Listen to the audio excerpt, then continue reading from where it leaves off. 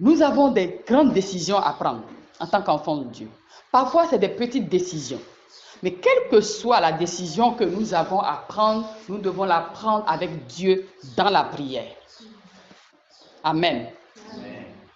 Donc, pour cette nouvelle année, pour cette nouvelle saison, je ne sais pas la décision que tu veux prendre.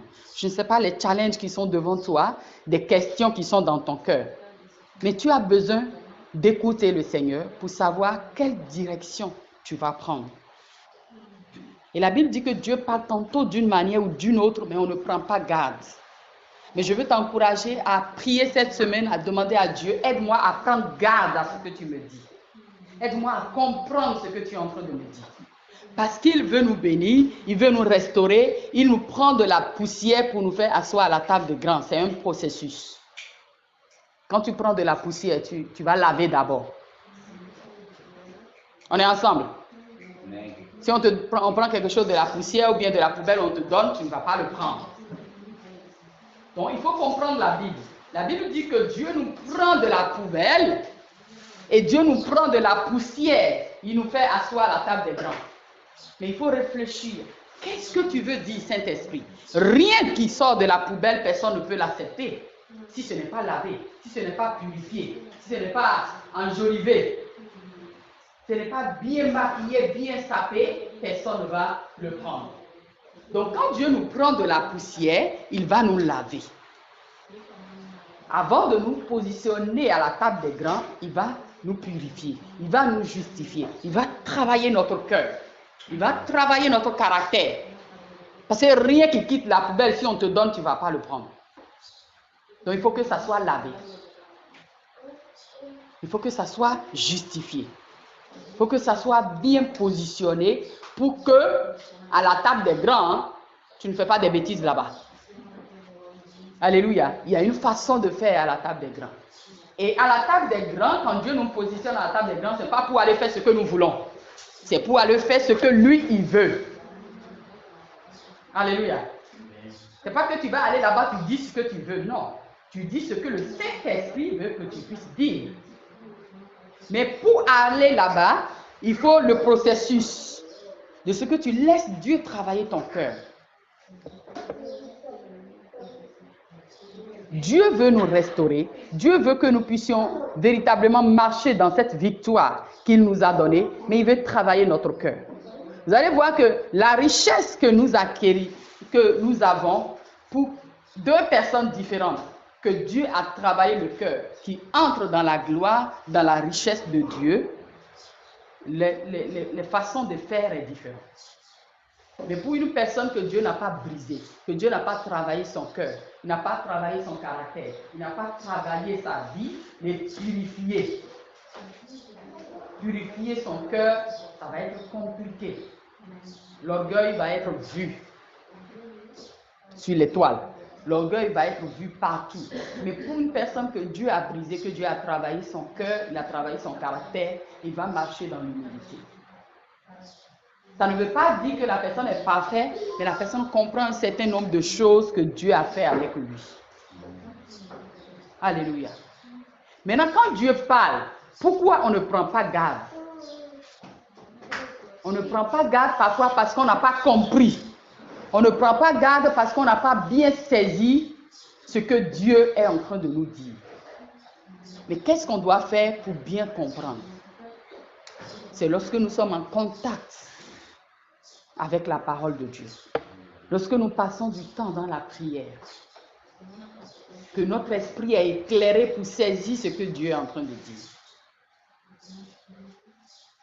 Parce que lorsque nous passons du temps dans la présence de Dieu, nous passons du temps dans la parole de Dieu, nous demandons l'aide du Saint-Esprit, notre chair se calme. Et l'esprit maintenant prend le devant. Mais quand la chair nous conduit, c'est notre propre volonté qu'on veut faire. On ne veut pas faire la volonté de Dieu. Parce qu'il y a un conflit, il y a un bagarre qui se passe entre notre chair et notre esprit. Entre ce que nous voulons et ce que Dieu veut. Tu es en face de beaucoup de choix, beaucoup de décisions à prendre. Mais ta chair va te pousser à prendre des décisions. tes impressions, tes émotions vont te pousser à prendre des décisions, à faire des choix. Tu vas entendre cette voix qui va te dire va à gauche et va à droite. Quand quelqu'un est en train de marcher et puis il y a une personne derrière lui qui dit va à gauche, va à droite en même temps. Tu sais pas, tu vas aller où? Est-ce que c'est gauche ou bien c'est droite? Et tu as besoin du discernement pour entendre. La Bible dit dans le livre de Jean 10 que mes brebis entendent ma voix et elles me suivent. Et quand on est un brebis du Seigneur, on peut discerner cette voix-là qui dit va à gauche, va à droite, de savoir c'est quelle voix qui me parle. On doit apprendre à reconnaître la voix de Dieu pour mieux choisir, pour les directifs, pour les choix et les décisions que nous allons prendre, pour tout ce que Dieu nous a confié, pour tout ce que Dieu veut qu'on puisse faire. Nous avons besoin de la grâce du Saint-Esprit et de apprendre à discerner la voix de Dieu, à obéir à ce que Dieu est en train de dire. Et Dieu n'a pas de problème quand on vient pour dire que je n'ai pas bien compris. Aide-moi à comprendre. Dieu n'a pas de problème pour ça. Donc je t'encourage ce matin à apprendre à poser la question à Dieu. Qu'est-ce que tu veux que je fasse? Qu'est-ce que tu veux que je fasse? Mais des fois, Dieu attend nos questions, mais on vient seulement, on prie, on parle, et après, on est parti. Et quand on pose la question, on doit aussi écouter la réponse. Pour le témoignage de la sœur qui prie pour un mariage et qui est dans une relation, qui demande à Dieu, donne-moi de comprendre ta volonté, tes directives, de comment je vais choisir. Est-ce que je dois aller à gauche ou je dois aller à droite? Est-ce que je reste dans cette relation ou je sors de cette relation? Et la sœur va faire un rêve. Après tout ce temps de prière, la sœur va faire un rêve où ils sont en chemin en train de marcher avec plusieurs personnes. Et le fiancé, le prétendant mari, aussi est dans cette foule-là. Mais à un moment donné dans la marche, elle voit dans le rêve qu'il y a un trou. Et elle est tombée dans le trou. Parce qu'elle n'a pas vu. En marchant, elle est tombée dans le trou. Et elle était en train de faire la main de crier à l'aide. De l'aider, que son pied est coincé un peu dans ce trou-là, de l'aider. Et puis elle a vu le fiancé là, l'a dépassé. Il n'a pas tenu la main pour le faire sortir. Il l'a dépassé pour partir. Tous les gens l'ont dépassé pour partir. Elle ne reconnaissait pas les autres, mais elle reconnaissait ce fiancé-là. Mais il n'a pas tenu la main pour l'aider, il l'a laissé pour partir. Elle s'est réveillée. Selon vous, est-ce que Dieu a répondu la prière ou bien il n'a pas répondu la prière? Dieu a répondu. Il a répondu. Pas comment? Parce que l'autre ne soit pas, il l'a abandonné. Il n'a même pas aidé. La Bible dit Démas m'a abandonné. Donc vous voyez, des fois Dieu n'a pas besoin, Dieu nous a donné la tête, c'est pour réfléchir, c'est pas pour porter les cheveux. Alléluia. Des fois, nous, on veut que Dieu fasse ce qu'il a donné notre intelligence de faire. Parfois, les questions qu'on pose à Dieu ou bien les choses qu'on veut que... Il y a des choses qui sont des questions en vous, des choses que vous avez priées, que Dieu a répondu déjà. Parce que tu n'as pas compris.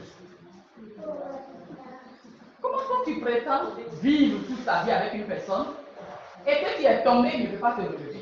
Dans la vie de nous tous là, même dans les couples là, dans notre marche avec le Seigneur, des fois on tombe, Dieu nous relève. Des fois tu fais des bêtises, tu as des faiblesses, tu as des comportements, des caractères dans le couple, et puis c'est la personne qui va t'aider. Maintenant tu es déjà tombé, il n'est pas capable de te relever. Est-ce que c'est dans le mariage qu'il va te relever quand tu tombes? Est-ce que c'est dans le mariage que cette personne va te supporter? Il va t'aider. Dans la vie, il y a beaucoup de choses qu'on tombe, hein? Il y a des projets que tu entames, que tu tombes. Et tu dois te relever, tu dois avoir le courage de recommencer. Tu dois avoir le courage de persévérer. Mais une personne qui n'est pas capable de te relever, Dieu t'a déjà parlé. Maintenant, en ce moment que je suis en train de parler, là, il y a tellement de choses que tu es en train de traverser, ou bien que tu as déjà traversé, que ça fait le film en toi. Et tu sais que Dieu t'a donné une vision, Dieu t'a parlé. Des fois, Dieu va utiliser les gens qui vont te donner des conseils. C'est ça aussi le point que les chrétiens n'aiment pas les conseils. Ils ne veulent écouter personne. Dieu va le parler. Dieu va le parler. Dieu parle et Dieu utilise aussi des gens qui te donnent des conseils. Mais aujourd'hui, c'est compliqué de donner des conseils aux gens. C'est compliqué. Vous voyez Paul sur la voie de Damas, le grand apôtre Paul là. Le Dieu Tout-Puissant s'est révélé à lui. Mais dans tout ça, Dieu n'a pas tout fait dans sa vie. Il était tombé aveugle. La Bible dit qu'il ne voyait pas. Tu as lu ta Bible. Et la Bible déclare que Dieu lui a dit, la voix qu'il a entendue là, lui a dit qu'il y a un Ananias qui va prier pour toi. Est-ce que tu as vu ça dans ta Bible? Il y a un Ananias qui va prier pour toi. Pourquoi Dieu n'a pas ouvert les yeux en même temps à Paul quand il est tombé sur son cheval là? Dieu n'a pas tout fait en même temps dans sa vie. Mais il a laissé une partie où c'est un autre qui va venir prier pour lui. Dieu veut toujours nous garder dans l'humilité. Dieu veut nous montrer sa façon de travailler, son système. Dieu utilise les hommes pour nous encourager, pour nous avertir, pour nous parler. Mais écoutez là, c'est ça le problème. C'est pourquoi Jésus, on dit, celui-ci, quand Jésus a fait le baptême, Jean-Baptiste a baptisé Jésus, la voix qui a retenti du ciel a dit que celui-ci est mon fils bien-aimé, écoutez-le. Il n'a pas dit, il faut venir asseoir à côté de lui.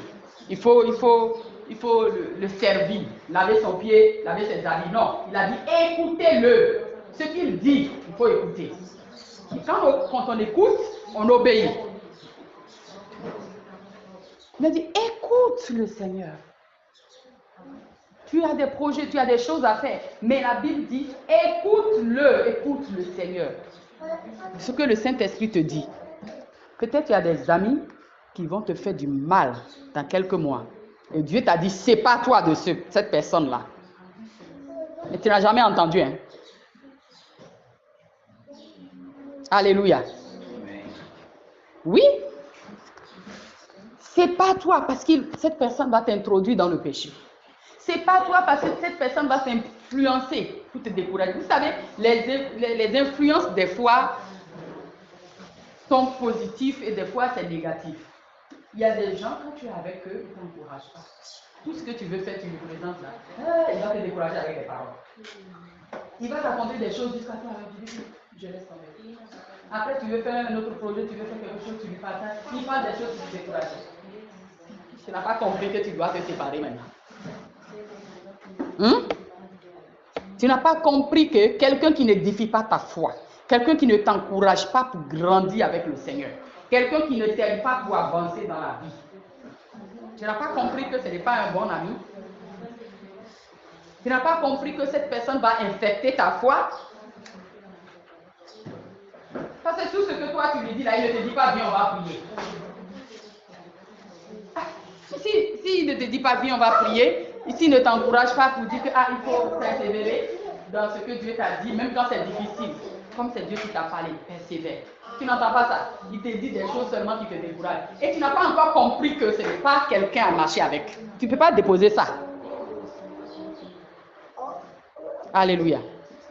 Même pour le choix de l'école de nos enfants, on doit prier, demander à Dieu. La Bible dit que vous faites les choses sans me dire. Vous faites les choses sans me dire. Le verset 1 de Ésaïe 30 là. On lit ça.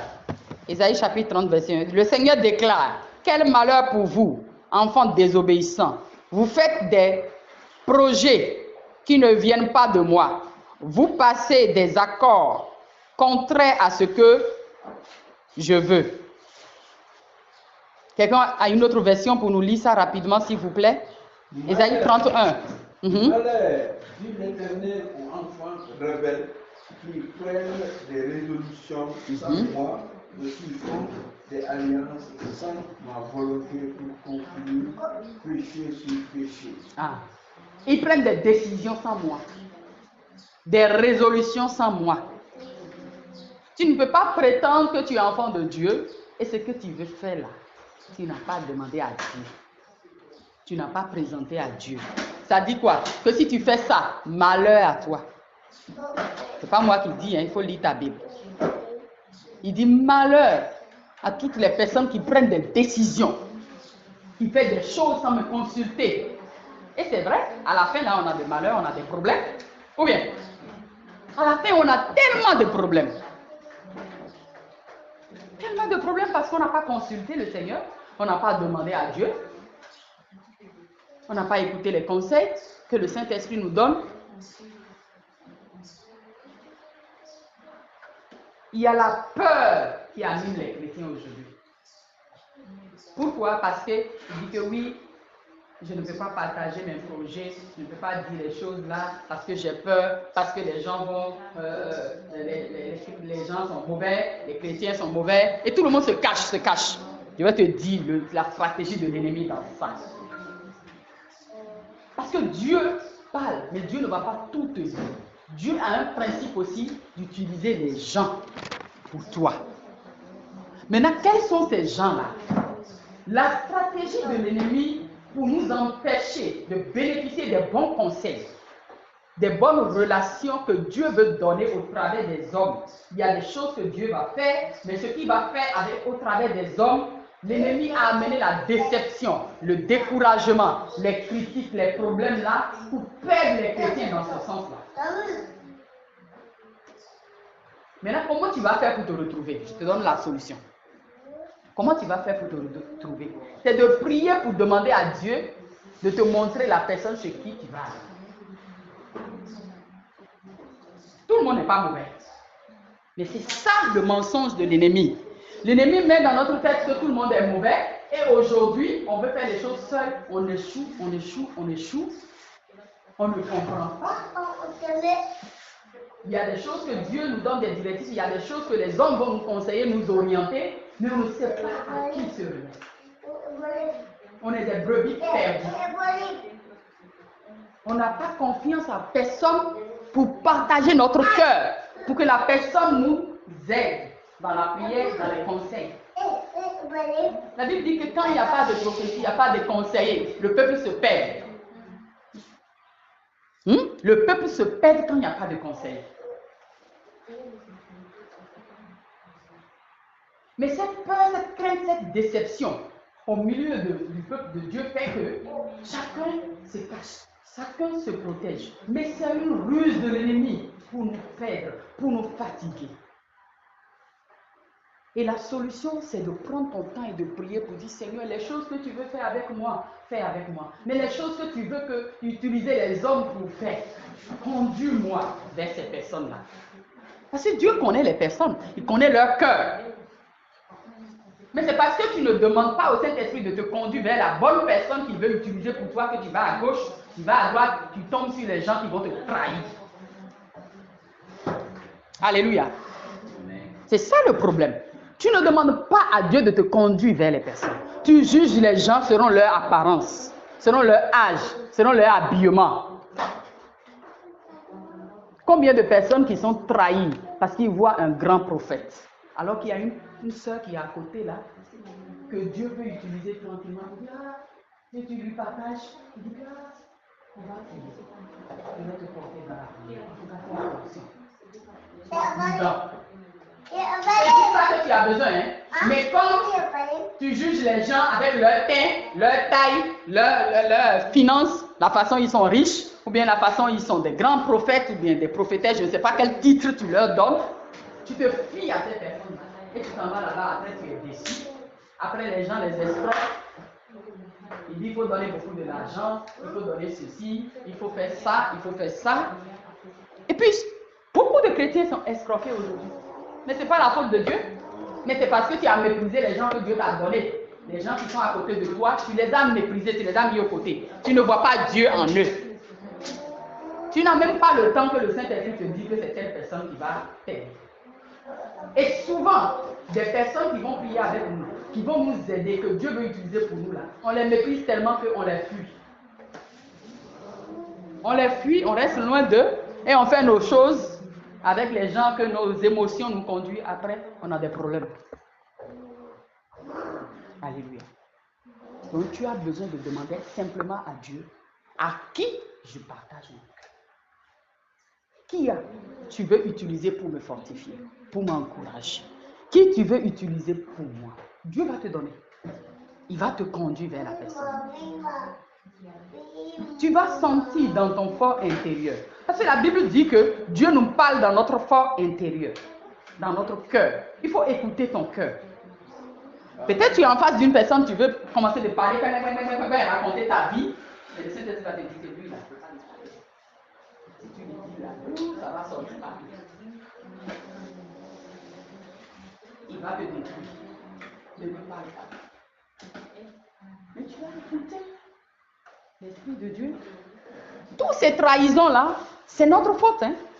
Parce que nous ne demandons pas au Saint-Esprit, nous n'écoutons pas notre cœur pour pouvoir divulguer, partager les choses. On ne le fait pas à la bonne personne que Dieu veut utiliser pour nous. C'est ça notre défi. Donc je viens juste encourager que ce moment-là, Dieu veut te faire du bien. Cette saison, ces temps-là, Dieu veut te faire du bien. Dieu veut encore accorder sa miséricorde. Il veut accorder sa grâce. Oui. Il a dit dans le verset 19. Qui veut nous lire ça? Verset 19. Nous sommes toujours dans Ésaïe 30.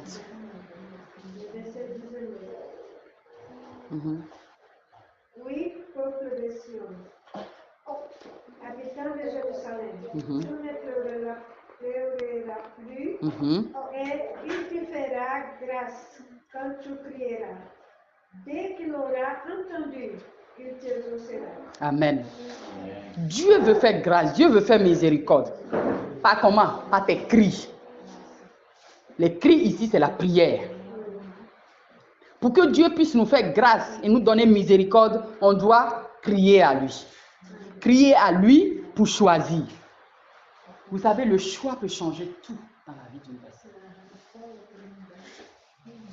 Crier à Dieu avant de choisir. Demander à Dieu avant de choisir. Interroger Dieu avant de choisir va changer tout dans ta vie. Le choix, il y a des problèmes que nous avons dans nos vies à cause du choix de quelqu'un dans notre famille. Nous sommes des fois bénis ou dans des problèmes, dans les difficultés à cause du choix de nos parents. Ah ouais? Tu ne sais pas. Il y a des situations que tu vis à cause du mauvais choix. Et c'est pourquoi on ne doit pas continuer à faire des mauvais choix. On doit maintenant, en tant qu'enfant de Dieu, demander à Dieu de nous aider pour choisir. S'il y a quelque chose à interpréter le plus, chaque jour dans ta vie, c'est Seigneur, aide-moi à bien choisir. Il y a des gens qui ont une option pas possible. Ils ont une appel extraordinaire. Mais une fois choisi la mauvaise femme, une fois choisi le mauvais mari, ça bousille toute la destinée. Tu comprends ça? Parce que tu es pressé là. Tu vas choisir pas ce que tu as vu. Mais après, il y a des problèmes. Puisque tu as choisi d'obéir à Dieu, il y aura des résultats. Et puisque tu as choisi de désobéir aussi à Dieu, il y aura des résultats. Quand nous lisons la Bible, dans l'histoire de Ruth, les Naomi et son mari, il y avait la famine. Ils ont choisi d'aller ailleurs. C'est un choix, n'est-ce pas? Mais qu'est-ce que ce choix-là a accouché là-bas? Ça a accouché la mort. Ça a accouché des problèmes. Ce n'était pas un bon choix. Là où ils ont quitté là, un jour, la Bible dit que Dieu a visité cet endroit-là. Quand toi tu es quelque part, il y a un peu de problème là, tu vas ailleurs. Ne sachant pas que Dieu va visiter.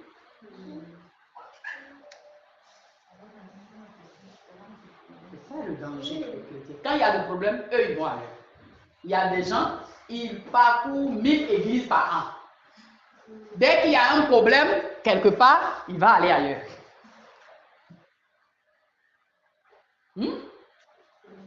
Il va aller ailleurs.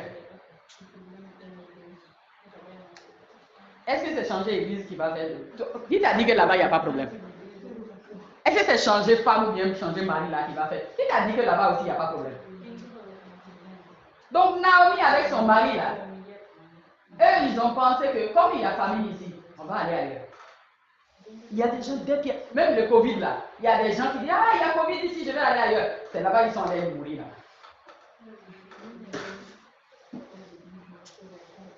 Donc, quand tu as des problèmes, tu as des défis, des challenges dans ta vie, des difficultés, là où tu es, la solution n'est pas de bouger. La solution, c'est d'intercéder, de demander à Dieu si tu vas bouger ou pas.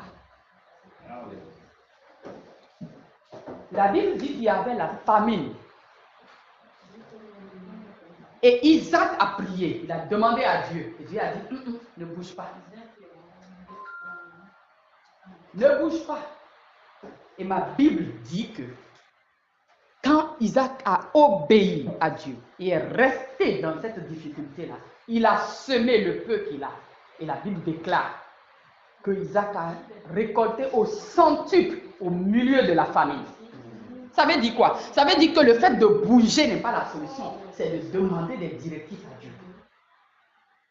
Maintenant, ça, tu dis que ta femme n'est pas bonne, ton mari n'est pas bon, tu vas changer.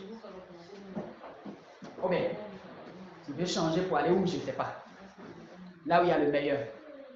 Ne sachant pas qu'un jour, le problème va venir là-bas aussi. Alléluia. Donc, ne fuyez pas gauche-droite. Demandez à Dieu de vous aider. Et il est juste, il dit, il écoute les cris, il fait miséricorde et il nous entend.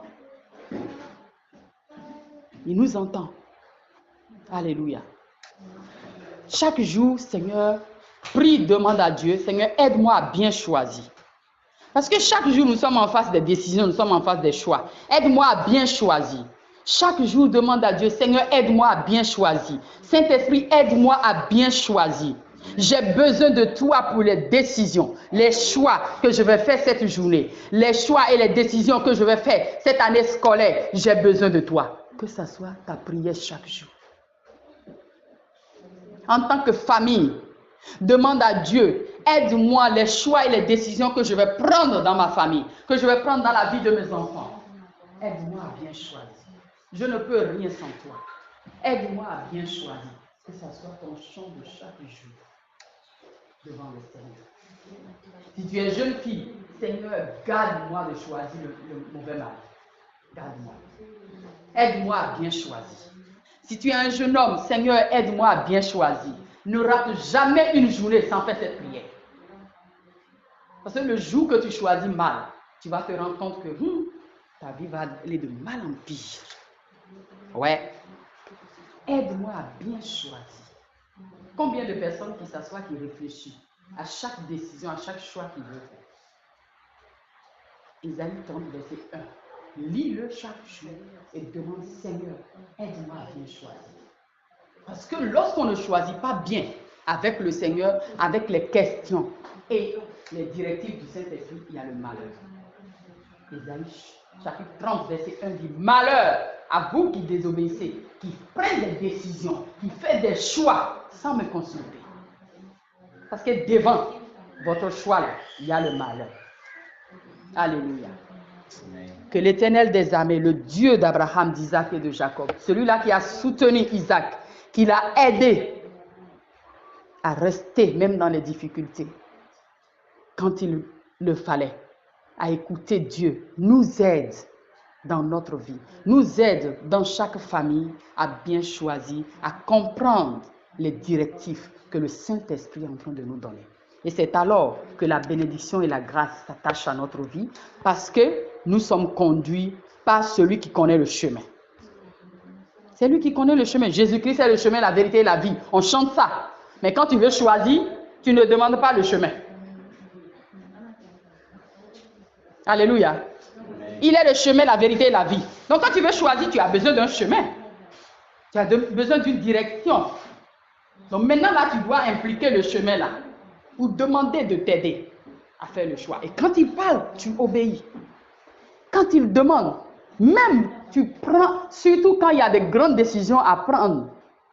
La Bible dit que Jésus a prié toute la nuit pour choisir ses disciples. Toi, tu veux choisir ton mariage qui est pour toute ta vie et tu ne pries pas beaucoup.